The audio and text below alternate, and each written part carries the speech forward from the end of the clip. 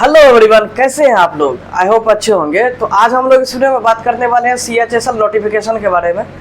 देखिए SSC CHSL का notification आ गया है, यानी कि कंबाइंड हायर सेकेंडरी लेवल यानी 12th बेसिस पे जो जॉब मिलता है सेंट्रल गवर्नमेंट का, ये कम्प्लीटली सेंट्रल गवर्नमेंट का जॉब रहेगा।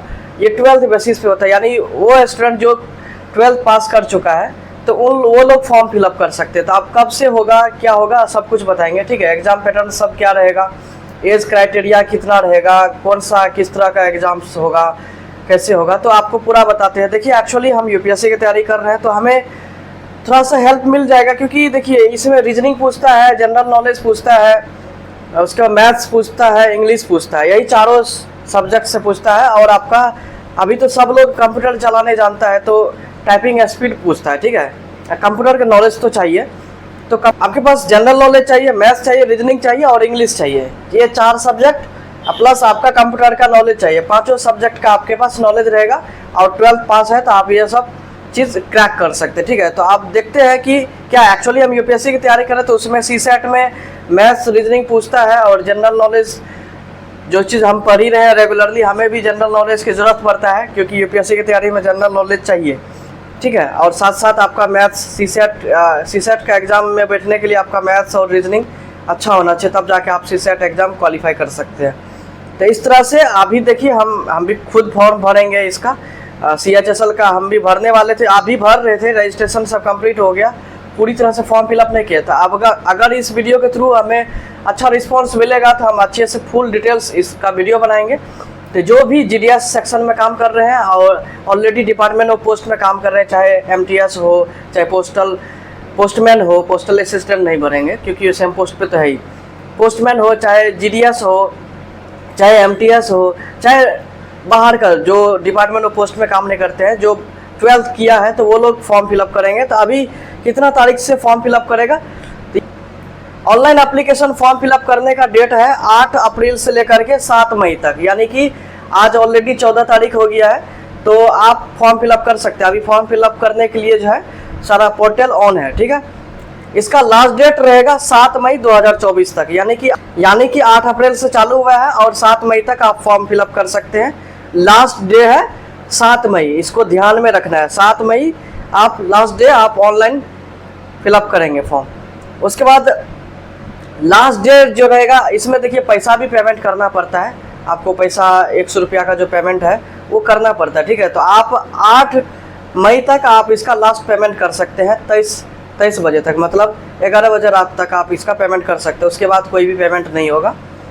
उसके बाद देखिए करेक्शन करने का भी टाइम है। जैसे मान लो कि फॉर्म फिलअप कर रहे थे, कुछ गलती हो गया, जेंडर्स, फादर्स नेम या कुछ ऐसा चीज़ एजुकेशनल कुछ गलती हो गया है तो आप उसको करेक्शन कर सकते हैं। कब कर सकते हैं, 10 मई से लेकर 11 मई तक आप करेक्शन कर सकते हैं। ठीक है, उसके बाद देखिए एग्ज़ाम जो है अभी यहाँ पे जून जुलाई 2024 दिया, क्योंकि देखिए इलेक्शन की वजह से पूरी तरह से परफेक्टली डेट नहीं दिया गया है कि कब होगा।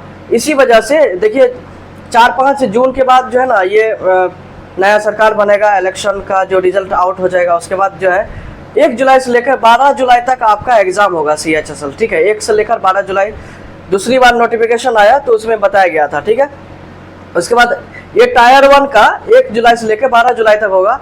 फिर टायर 2 का एग्ज़ाम होगा, जो टायर 1 में सेलेक्ट होंगे, क्वालिफाई कर देंगे, वो लोग टायर 2 का एग्ज़ाम देंगे। तो उसका तो कोई फिक्स नहीं है ना कब क्या होगा, तो इसीलिए उसको बाद में नोटिफाई किया जाएगा। ठीक है, उसके अब आपके दिमाग में यही कन्फ्यूज़न होगा कि इतना चीज़ करेंगे तो हमारा सैलरी कितना बनेगा। ऑलरेडी हम यहाँ पे कमा रहे हैं GDS में, या फिर और भी कई प्राइवेट कंपनी में काम करते होंगे। ठीक है, कहीं तो काम कर रहे होंगे क्योंकि इतना एज हो गया, 18 से लेकर 27 साल तक आप एग्ज़ाम दे सकते हैं। तो कुछ जो बहुत दिन से एग्ज़ाम दे रहे हैं या फिर कहीं कहीं जॉब कर रहे हैं तो उन लोगों के लिए जो है यही होगा कि हमारा सैलरी कितना बनेगा। तो लेवल 2 जिसको बोलते हैं सेक्रेटरीट असिस्टेंट, एक्चुअली उसको पहले बोला जाता था लोअर डिवीज़न क्लर्क। ठीक है, लोअर डिवीज़न क्लर्क थोड़ा सा इंफीरियर महसूस करता है, LDC उसको बोल करके। ठीक है, लोअर डिवीज़न क्लर्क, इसीलिए जैसे ग्रामीण डाक सेवक मतलब होता है ना कि थोड़ा मतलब चमचा टाइप का नौकर टाइप का, इसीलिए उसका अभी बीपीएम बोलते हैं, branch post master, assistant branch post master. पहले एक्स्ट्रा डिपार्टमेंटल डिलीवरी एजेंट बोलते थे, तो उसको चेंज कर दिया है, ठीक है। नाम के वजह से भी इफेक्ट पड़ता है, तो इसीलिए पहले लोअर डिवीज़न क्लर्क बोलते थे, अब जो है जूनियर सेक्रेटरीट असिस्टेंट बोलते हैं। उसका लेवल 2 रहता है और सैलरी जो है 19,900 से लेकर के 63,200 तक जाएगा, ठीक है। जैसे आपका एमटीएस में 18,000 मिनिमम सैलरी रहता है, उसी तरह यहाँ वो लेवल 1 रहता है, ये लेवल 2 है, जूनियर सेक्रेटरीट असिस्टेंट यानी लोअर डिवीज़न क्लर्क। इसका लेवल 2 रहता है और इसका सैलरी है 19,900 से लेकर के 23,200 रुपया, ठीक है। उसके बाद देखिए डाटा एंट्री ऑपरेटर आता है, ये लेवल 4 का रहता है। इसके जैसे हम लोग के डिपार्टमेंट ऑफ पोस्ट में पोस्टल असिस्टेंट होता है, उन लोगों का मिनिमम सैलरी कितना रहता है, बेसिक सैलरी 25,500। तो यहाँ पे भी 25,500 रहेगा, 81,100 हाईएस्ट जाएगा। एक होता है लेवल 5 का, 29,200 से लेकर के 92,300 तक उसका जाता है। उसके बाद है data entry operator grade A level 4, 25,500 से लेकर 81,100, ठीक है। तो ये अलग अलग चीज़ है, वो आगे चल के बताएंगे, ठीक है। उसके बाद रिजर्वेशन भी इसमें है, रिजर्वेशन जो SC ST के अंडर आता है तो उन लोगों को रिजर्वेशन मिलेगा, OBC में भी रिजर्वेशन रहता है और अनरिजर्व कैटेगरी के मामले में, लेकिन SC ST OBC को रिजर्वेशन दिया जाएगा, ठीक है। अब ये फॉर्म कौन भर सकता है, जो इंडियन है, जो 18 साल हो गया है, जो 12th पास कर लिया है, ठीक है, तो वो लोग फॉर्म फिलअप कर सकता है। इसका एज लिमिट है 18 साल से लेकर 27 साल तक, और जो एज रिलैक्सेशन भी मिलता है कैटेगरी वाइज, ठीक है, तो वो चीज़ है। यहाँ पे SC ST को 5 साल एज रिलैक्सेशन मिलेगा, यानी कि 27 साल तक हाईएस्ट है, तो 27-5 जोड़ दीजिए, 32 साल तक, जो 32 साल का है वो लोग भी फॉर्म फिलअप कर सकता है, ठीक है। उसके बाद OBC को 3 साल का एज रिलैक्सेशन दिया जाएगा, यानी 27 + 3 30 साल तक का जो आदमी है वो लोग भी फॉर्म फिलअप कर सकता है। उसके बाद फिजिकल हैंडीकैप्ड अनरिजर्व में 10 साल का रिजर्वेशन दिया जाएगा, यानी 27 + 10 37 साल तक फॉर्म फिलअप कर सकता है। SC ST वाले को 15 साल का, OBC वाले को 13 साल का, ठीक है। तो 15 साल कहने का मतलब है कि 27 + 15 कितना हुआ, 42 साल तक वो फॉर्म फिलअप कर सकता है, ठीक है। तो ढेर सारी चीज़ है, आप इस नोटिफिकेशन को आप देख सकते हैं। इसमें एजुकेशनल क्वालिफिकेशन यही 10+2 रहना चाहिए, आपका 12th कंप्लीट रहना चाहिए। और कुछ 1-2 को पोस्ट है जिसमें देखो, ministry of consumer affairs, food and public distribution and ministry of culture, 12th पास, उसमें मैथ्स आपका रहना चाहिए, 12th आपका मैथ्स में रहना चाहिए, यानी PCM फिजिक्स केमिस्ट्री मैथ्स इसमें रहेगा, तो आप ये सब चीज़ कर सकते हैं, ठीक है। इसके लिए एलिजिबल रहेंगे। डाटा ये भी जो है, इसको भी डाटा एंट्री ऑपरेटर ही बोलते हैं, लेकिन उसका मिनिस्ट्री अलग है। अब आपके दिमाग में ये भी कन्फ्यूजन होगा कि आप फॉर्म फिलअप कैसे करेंगे, तो आप गूगल पे जाएंगे, गूगल पे सर्च कीजिएगा, www पे जाइएगा, www.ssc.government.in पर सर्च कीजिए, वहाँ पे आ जाएगा। आप जा करके वहाँ पे रजिस्ट्रेशन करने के बाद फॉर्म फिलअप कर सकते हैं, ठीक है। अब यहाँ पे ये भी कन्फ्यूजन होगा कि क्या क्या चीज़ पूछा जाएगा, तो आपसे सबसे पहली बात तो मैथ्स पूछा जाएगा, रीजनिंग पूछा जाएगा, उसके बाद इंग्लिश पूछा जाएगा, उसके बाद जनरल नॉलेज पूछा जाएगा, ठीक है। मैथ्स, रीजनिंग, इंग्लिश और जनरल नॉलेज, ये चारों सब्जेक्ट का आपके पास गहरा नॉलेज रहना चाहिए। उसके बाद आपके पास कंप्यूटर का भी नॉलेज रहना चाहिए और टाइपिंग भी आपका खटाखट टाइपिंग अच्छा आना चाहिए, ठीक है।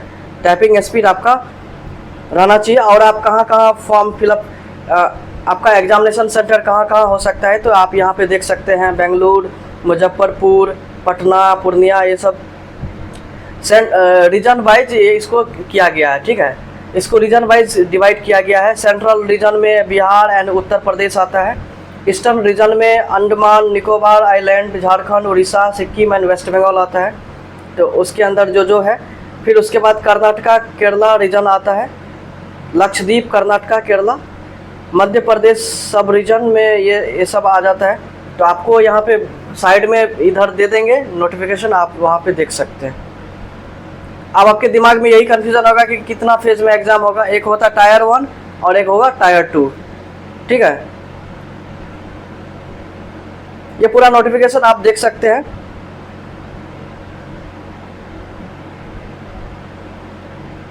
और इसमें है कि 100 रुपया आपका फॉर्म फिलअप करने में लगता है, तो जो जनरल कैटेगरी के अंडर आता है EWS, और SC ST वाले को छूट रहता है, ठीक है। तो 100 रुपया लगेगा, जैसे GDS में फॉर्म फिलअप करते हैं तो 100 रुपया दे करके, यहाँ भी आप 100 रुपया दे करके फॉर्म फिलअप करेंगे।